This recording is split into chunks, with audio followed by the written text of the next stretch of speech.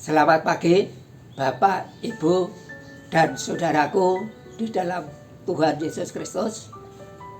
Selamat berjumpa lagi dengan saya dalam renungan harian. Pagi hari ini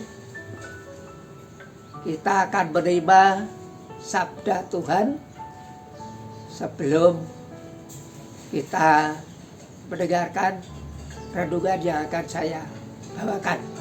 Sebelum kita menerima sabda suci Tuhan, baiklah kita berdoa memohon berkat-Nya. Saya antarkan. Tuhan adalah Bapa kami surgawi, di dalam Tuhan Yesus Kristus, sembah, puji, dan syukur kami panjatkan kehadirat-Mu. Engkau telah membangunkan kami dari tidur kami dalam keadaan selamat, sehat, dan penuh sukacita. Tuhan, kami ingin menerima sabda suci-Mu sebagai pegangan kami hidup dan berkehidupan di hari ini. Bersabdalah Tuhan, kami siap menerima.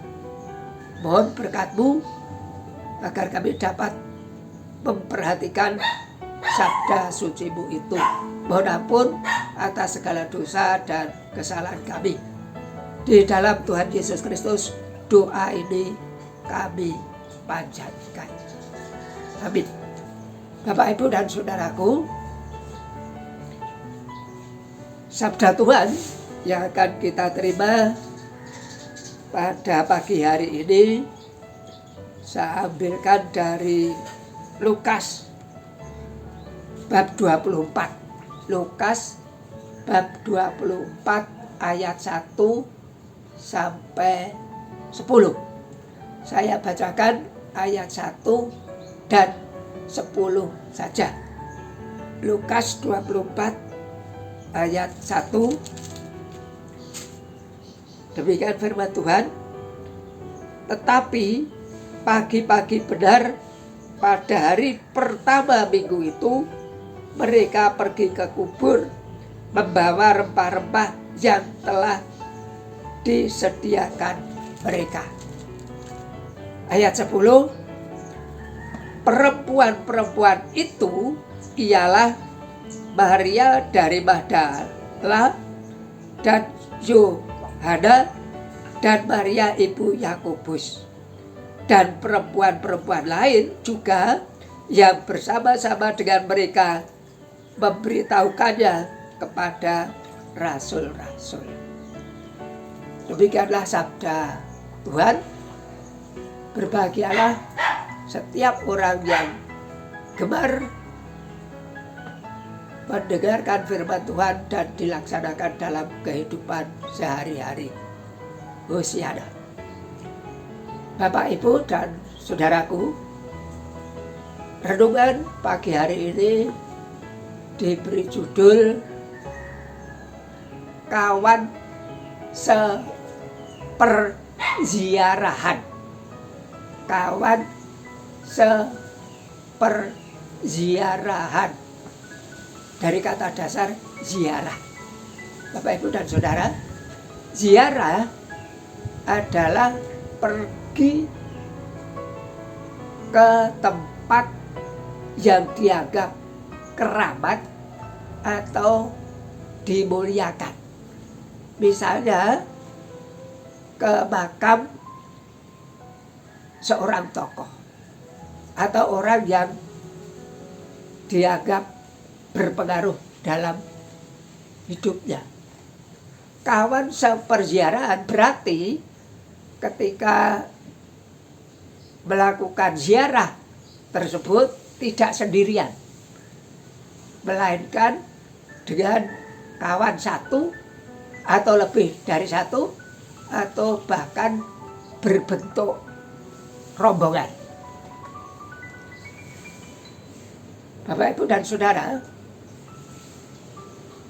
dalam adat istiadat masyarakat Jawa aslinya terdapat tradisi yang dinamakan ziarah kubur. Misalnya, ketika seorang anak akan dikitankan, ia diajak oleh ayahnya pergi ke makam nenek atau kakeknya. Ketika seorang pemuda akan dinikahkan, ia diantar oleh orang tuanya berziarah ke makam nenek, kakek atau tokoh lain. Begitu pula kalau keluarga mempunyai hajatan tertentu, mereka juga mengadakan ziarah ke makam tertentu. Dan ketika sebuah keluarga ada salah satu anggota keluarganya yang dipanggil Tuhan, keluarga duka tersebut tidak ikut serta mengantarkan jasad sampai ke pemakaman, tetapi tetap tinggal di rumah. Hanya nanti ketika hari ketiga dan ketujuh, keluarga tersebut baru berziarah ke makam dengan membawa bunga tabur, bunga siram atau bunga rangkai. Bapak Ibu dan Saudara, ternyata atau rupanya bangsa Yahudi juga mempunyai tradisi ziarah yang sama dengan masyarakat Jawa. Ketika Tuhan Yesus wafat, perempuan-perempuan yang bersama dengan Tuhan dari Galilea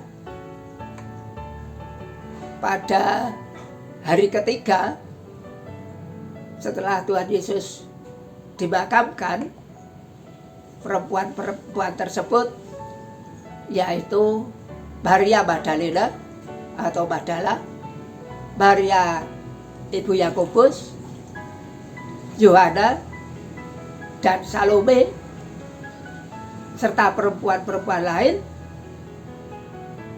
berziarah ke makam Tuhan Yesus dengan membawa rempah-rempah yang telah dipersiapkan sehari sebelumnya. Namun ternyata setelah sampai di makam,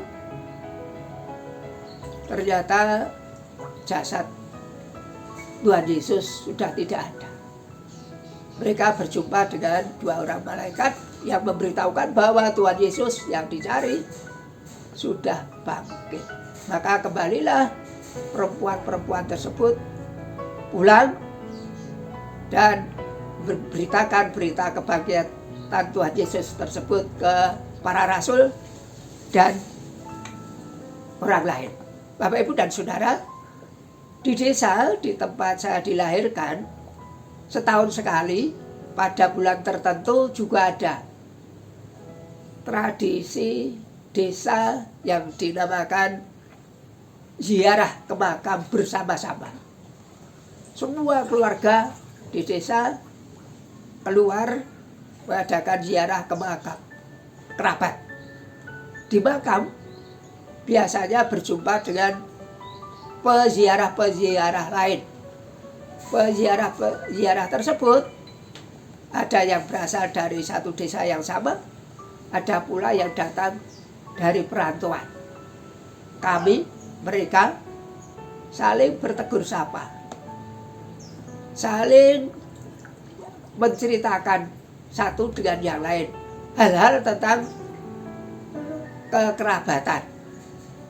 Akhirnya terjadilah relasi jalinan kekerabatan yang tadinya mungkin akan terputus, tapi setelah sama-sama berziarah ke makam tertentu, relasi kekerabatan dapat terjalin kembali dihubungkan dengan kerabat yang ada di dalam pusara yang diziarahi tersebut. Bapak, Ibu, dan Saudara, dari dua tradisi tersebut, yaitu tradisi berziarah, baik tradisi Jawa maupun tradisi Yahudi, dapat ditarik nilai-nilai budi pekerti luhur. Dari situ akan dapat diambil pembelajaran antara lain. Satu, mengenang perbuatan mulia orang yang sudah meninggal. Kedua, lebih mendekatkan diri kepada Tuhan yang punya hidup. Yang ketiga, terjalin relasi kekerabatan yang mungkin hampir putus. Yang keempat, terjadi kebersamaan. Dalam hal ini biasanya mereka bersama-sama membersihkan pusara-pusara kerabat mereka. Yang kelima, terjadilah refleksi diri. Bapak, Ibu, dan Saudara yang dikasihi dan mengasihi Tuhan Yesus Kristus, saat ini kita mengenang wafat Tuhan Yesus Kristus. Bapak, Ibu, dan Saudara, saya ajak untuk berziarah secara imajiner, membayangkan Tuhan Yesus ketika menderita, disalib, wafat, dikuburkan, dan pada hari yang ketiga bangkit dari antara orang mati. Marilah Bapak, Ibu, dan Saudara, perziarahan kita yang imajiner tersebut kita wujud nyatakan dengan menerapkan nilai-nilai budi pekerti luhur yang tadi sudah saya sebutkan. Dengan tekad, satu,